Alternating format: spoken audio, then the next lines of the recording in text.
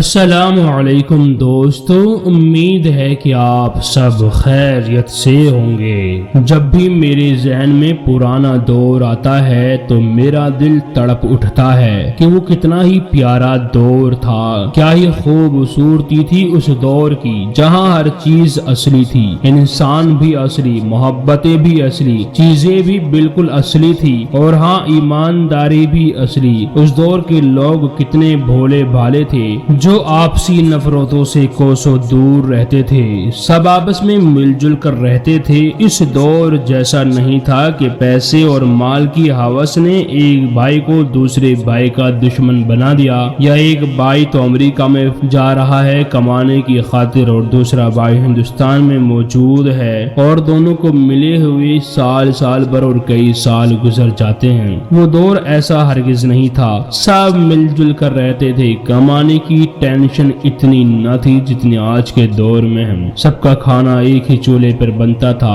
پورا خاندان ایک ہی چولہے پر اپنا کھانا بناتا تھا۔ واہ کیا ہی خوبصورت دور تھا۔ پرانے لوگوں کی بالکل سیدھی سادی زندگی تھی، صرف ضرورت کے سامان ہی سے گھر چلتے تھے۔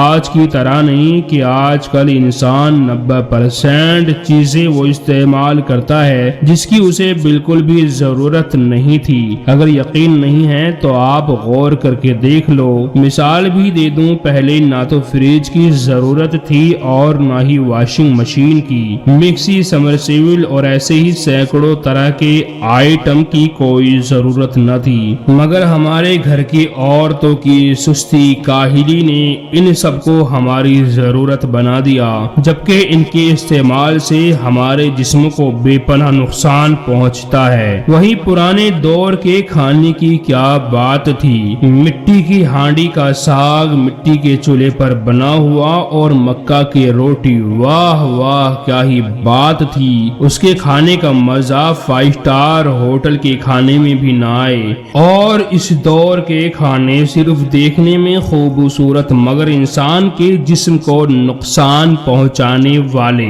اس دور میں اکثر چیزیں مفت میں ہی مل جاتی تھی، مگر اب آپ کو پانی بھی پیسوں میں نصیب ہوتا ہے۔ اس دور میں بیماری بھی نام کی ہی ہوتی تھی، سر درد سال بھر نہیں ہوتا تھا، مگر اب تو ہفتوں 2 ہفتوں میں سر کا درد ہو جاتا ہے۔